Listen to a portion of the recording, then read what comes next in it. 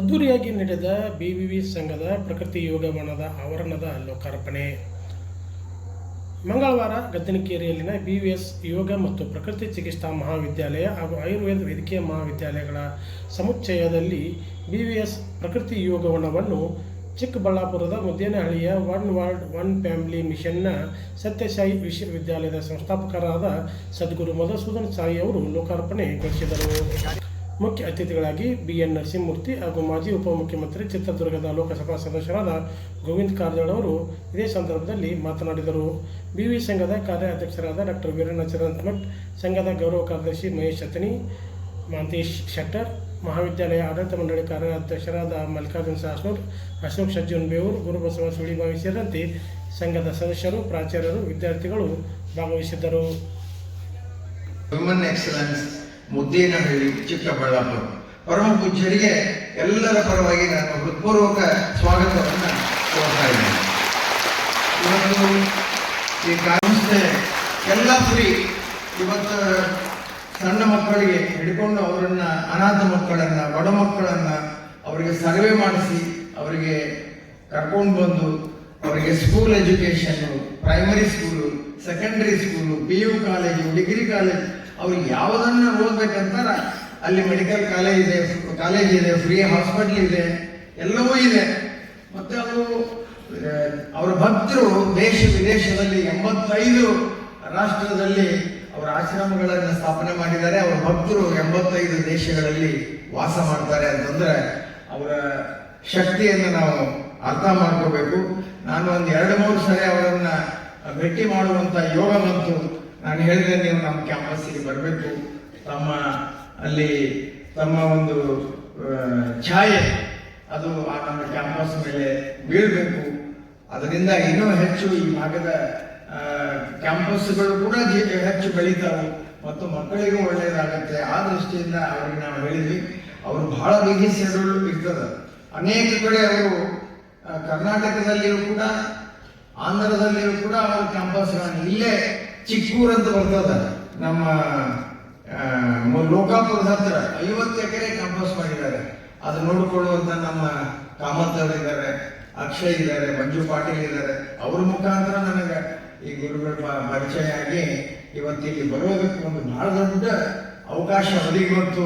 ನಮ್ಮ 4 ಕ್ಯಾಂಪಸ್, ಯಾಕಂದ್ರೆ 1968ರಲ್ಲಿ ನಾವು ಬಹಳ ಚಿಕ್ಕವರಿದ್ದಾಗ ಸತ್ಯ ಸಾಯಿಬಾಬಾ ಅವರು ನಮ್ಮ ಗ್ರೌಂಡಿಗೆ ಬಂದಿದ್ರು, ನಮ್ಮ ಕ್ಯಾಂಪಸ್ಗೆ ಬಂದಿದ್ರು.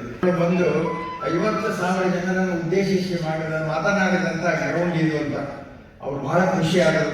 ಅದಕ್ಕಾಗಿ ಇವತ್ತು ನಮ್ಮ 4 ಕ್ಯಾಂಪಸ್, ಏನ್ ಕ್ಯಾಂಪಸ್ ಎಲ್ಲ ಕಡೆ ಅಂದ್ರೆ ಅವರ ದೃಷ್ಟಿ ಬೀಳಲಿ ಅನ್ನುವಂತ ದೃಷ್ಟಿಯಿಂದ ನಾನು ಅವರನ್ನ ಎಲ್ಲ ಕ್ಯಾಂಪಸ್ ಅಲ್ಲಿ ಕೂಡ ಅಡ್ಡಾಡಿಸುವಂತ ಪ್ರಯತ್ನ ಮಾಡಿದ್ದೇನೆ. ಅವರು ಇಲ್ಲಿ ಬಂದದ್ದಂದ್ರೆ ನಮಗೆ ಆ ಹಾಲ್ನಲ್ಲಿ ಸಕ್ರಿಯ ಹಾಕಿ ಕುಡಿದಷ್ಟು ಸಂತೋಷ ಆಗಿದೆ, ಬಹಳ ಸಂತೋಷ ಆಗಿದೆ.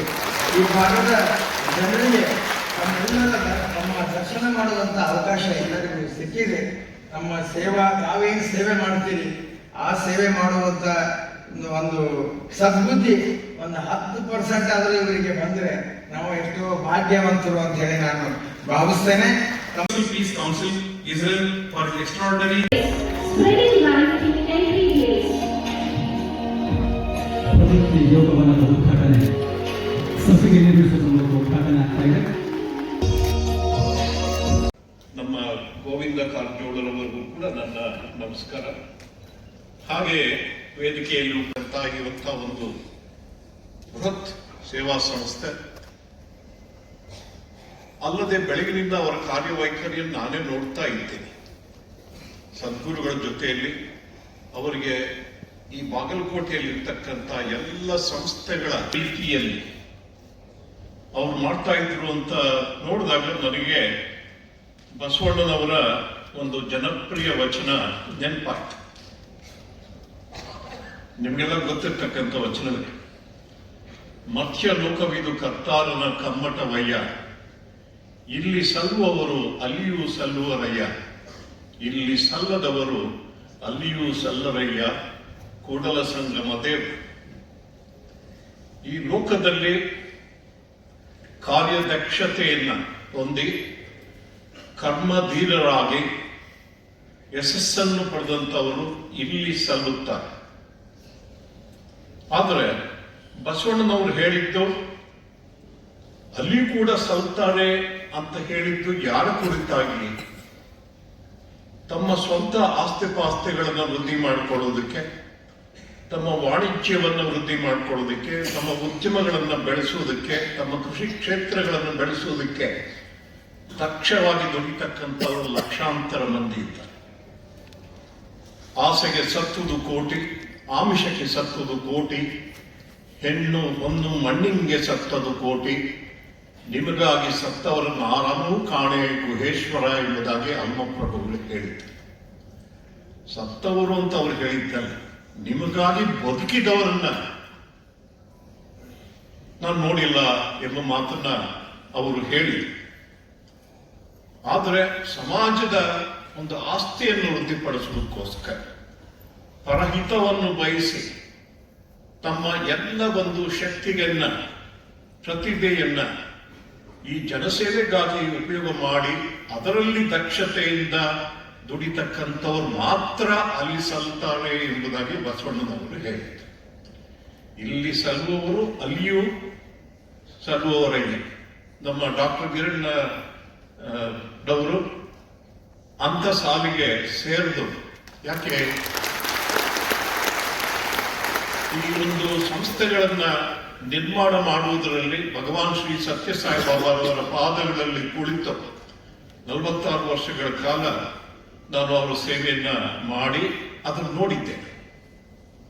ಕಳೆದ 12-13 ವರ್ಷಗಳಿಂದ ಸದ್ಗುರು ಶ್ರೀ ಮಧುಸೂದನ್ ಸಾಯಿಯವರ ಒಬ್ಬ ಕಿಂಕರನಾಗಿ ಜಗತ್ತಿನಾದ್ಯಂತ ಅನೇಕ ನೂರಾರು ಸಂಸ್ಥೆಗಳನ್ನ ನಿರ್ಮಾಣ ಮಾಡಿದ್ದನ್ನು ಕೂಡ ನಾನು ನೋಡಿದ್ದೇನೆ.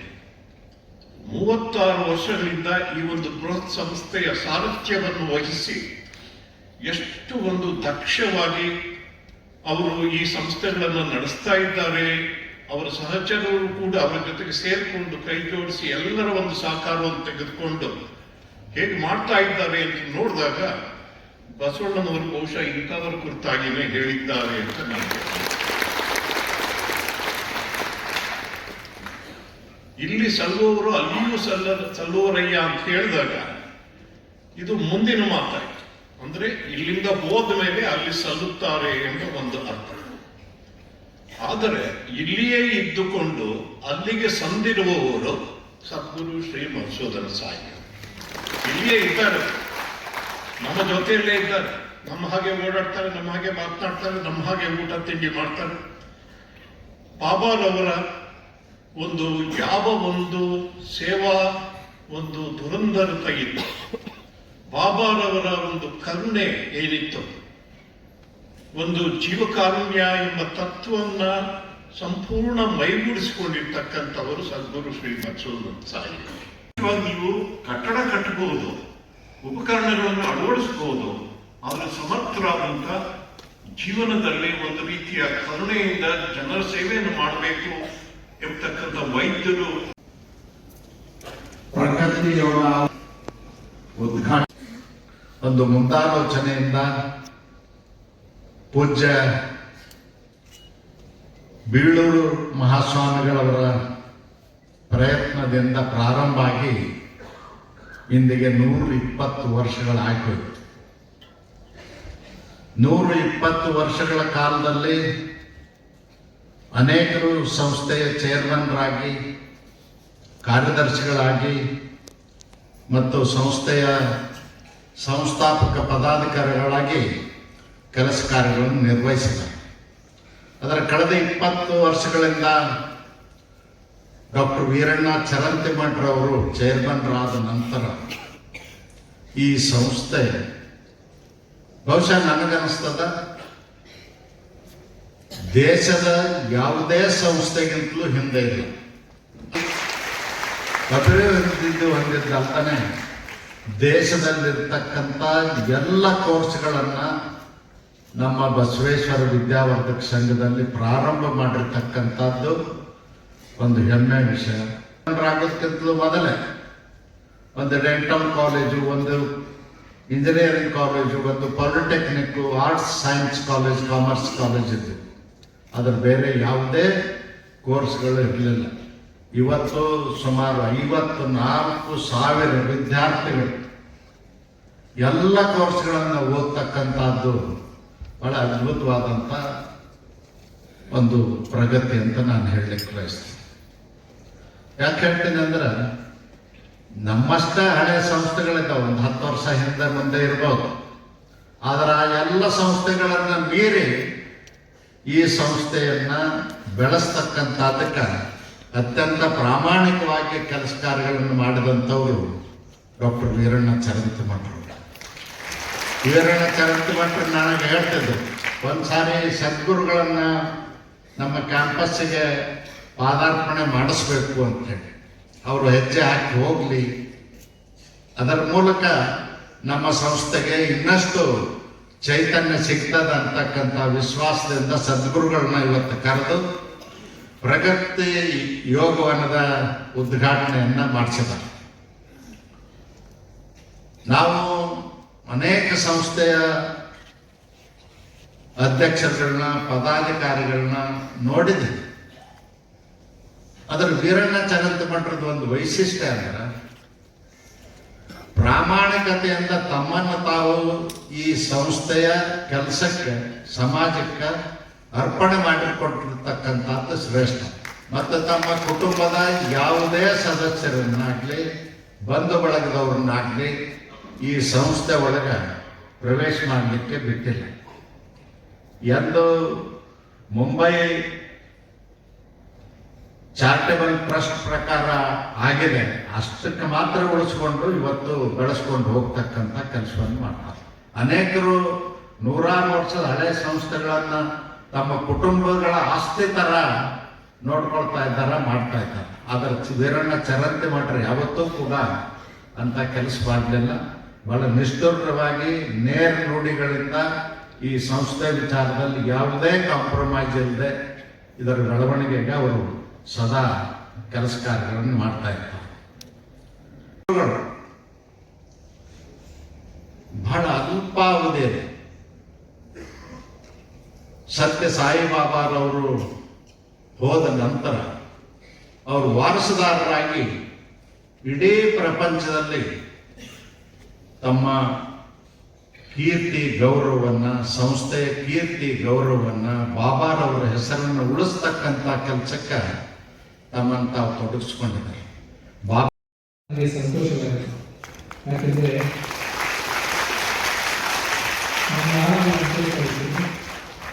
ಇದು ದೇವಾಲಯ ನಾವು ಕಡಿಮೆ ಮಾಡಿದರೆ ಭಗವಂತನಿಗೆ ಯಾವ ನಷ್ಟ ಆಗುವುದಿಲ್ಲ. ಆದರೆ ಒಂದು ವಿದ್ಯಾಲಯ ಆಗುವುದು ಅಥವಾ ವೈದ್ಯಾಲಯ ಆಗುವುದು ಕಡಿಮೆ ಮಾಡಿದರೆ ಜನರಿಗೆ ನಷ್ಟ ಆಗುತ್ತೆ, ಜನಾರ್ದನ ಕೂಡ ನಷ್ಟ ಆಗುತ್ತೆ ಅಂತ ನನ್ನ ಭಾವನೆ.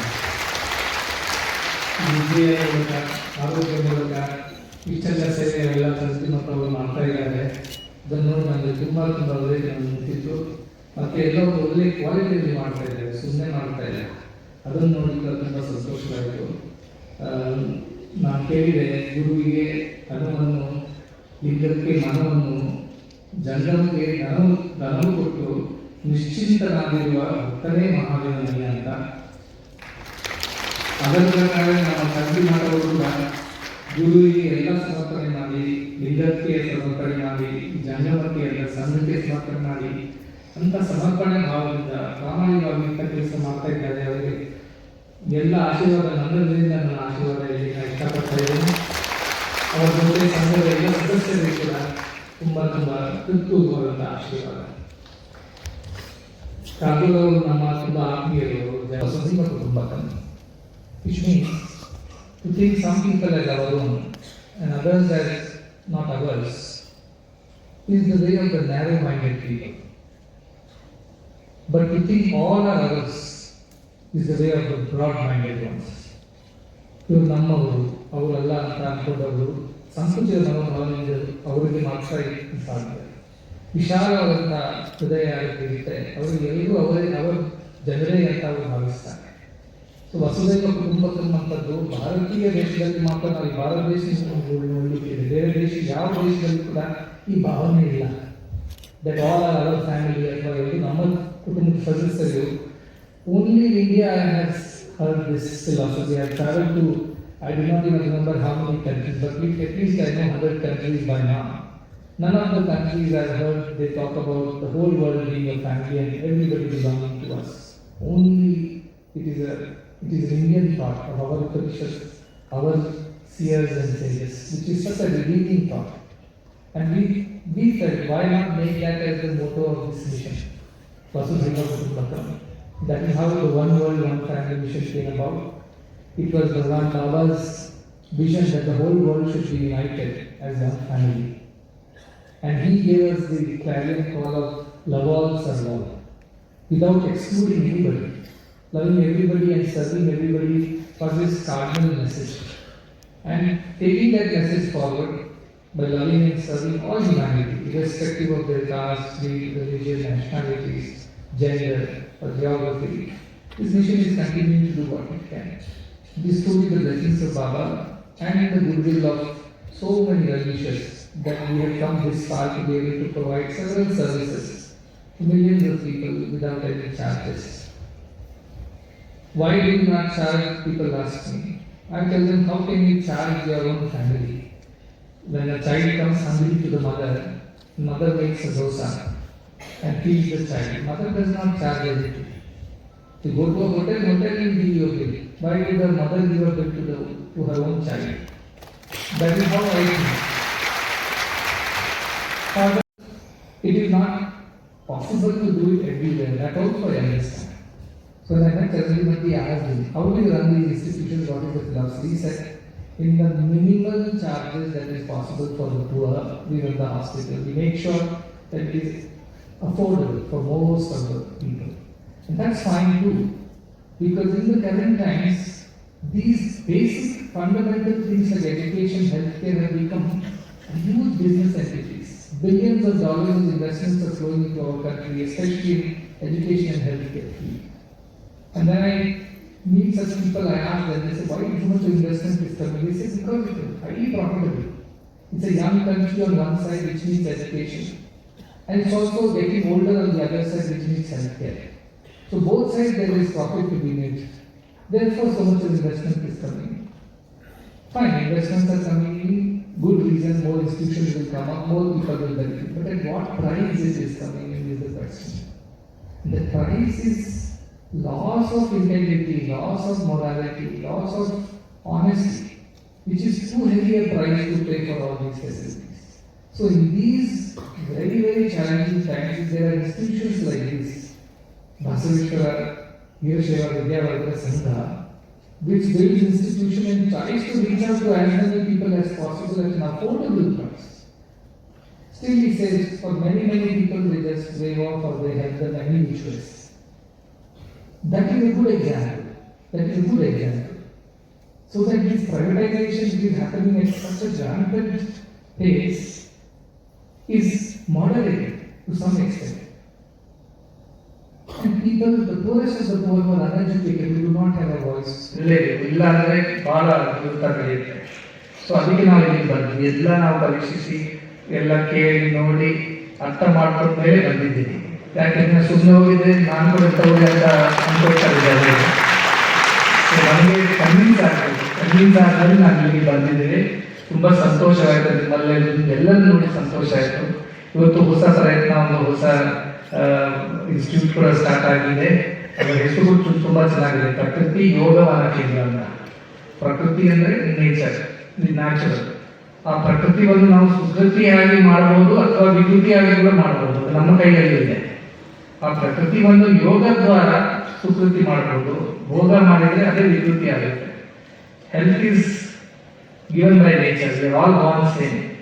But some people maintain it, they do well because they have a life of yoga. What is yoga? ನಾವು ಅನ್ಕೊಳ್ತೀವಿ ಪ್ರಾಣಾಯಾಮ ಮಾಡಿದ್ರೆ ಅಥವಾ ಆಸನ ಮಾಡಿದ್ರೆ ಯೋಗ ಅಲ್ಲ. ಶ್ರೀಕೃಷ್ಣ ಪರಮಾತ್ಮ ಅವರು ಭಗವದ್ಗೀತೆಯಲ್ಲಿ ಹೇಳ್ತಾರೆ, ಯುಕ್ತ ಆಹಾರ ವಿಹಾರಸ್ಯ ಯುಕ್ತ ಚೇಷ್ಟಸ್ಯ ಕರ್ಮಸು ಯುಕ್ತ ಸ್ವಪ್ನಾವಬೋಧಸ್ಯ ಯೋಗೋ ಭವತಿ ದುಃಖ. ಎಲ್ಲ ಸ್ವಲ್ಪ ಧ್ಯಾನ ಮಾಡಿ, ಯೋಗ ಮಾಡಿಸ್ತೀವಿ, ಧ್ಯಾನ ಮಾಡಿ, ಅದರಿಂದ ತುಂಬ ಸೀಕ್ರೆಟ್ಸ್ ಕಡಿಮೆ ಆಗಿದೆ. ಟೆನ್ಷನ್ ಪ್ರೆಷರ್ ಎಲ್ಲ ಕಡಿಮೆ ಆಗುತ್ತೆ. ಮತ್ತೆ ಫೀಸ್ ಕಟ್ಟಲಿಕ್ಕಿಲ್ಲ, ಅದರಿಂದ half of cure happens there, no tension. ಅಂದ್ರೆ ಹಾರ್ಟ್ ಆಪರೇಷನ್ ಮಾಡಿದ್ಮೇಲೆ ಇನ್ನೊಂದು ಬಿಲ್ ಬಂದರೆ ಇನ್ನೊಂದು ಹಾರ್ಟ್ ಅಟ್ಯಾಕ್ ಬೇರೆ ಇರ್ತದೆ. ಅಂಥ ಪರಿಸ್ಥಿತಿಯಲ್ಲಿ ಖುಷಿಯಾಗಿ ಹೋಗ್ತಾರೆ, ಸಂತೋಷವಾಗಿ ಹೋಗ್ತಾರೆ. ಮತ್ತೆ ಅವರು ಬೇರೆಯವರು ಕೂಡ ಹೆಲ್ಪ್ ಮಾಡ್ತಾರೆ. ಅವ್ರು ಕೇಳ್ತಾರೆ, ನನಗೇನು ಬೇಕಾಗಿಲ್ಲ, ಬೇರೆಯವರು ಹೆಲ್ಪ್ ಮಾಡಿ ಅಷ್ಟೇ, ನಿಮ್ಮಿಂದ ಬೇರೆಯವರ ಪರೋಪಕಾರಾಗಿ ಅಷ್ಟೇ ಸಾಕು ನಿಮಗೆ, ಅಷ್ಟೇ ಮಾಡಿದ್ರೆ ಅದೇ ನನ್ನ ವ್ಯಕ್ತಿ, ಅದೇ ನನ್ನ ದುಡ್ಡು, ಅದು ಮಾಡಿದ್ರೆ ಮಾಡ್ತಾರೆ. ಖುಷಿಯಾಗಿ ಮಾಡ್ತಾರೆ. ಜೀವನದಲ್ಲಿ ಒಂದು ರೀತಿಯ ಕರುಣೆಯಿಂದ ಜನರ ಸೇವೆಯನ್ನು ಮಾಡಬೇಕು ಎಂಬತಕ್ಕಂಥ ವೈದ್ಯರು ಪ್ರಕೃತಿ ಯೋಗ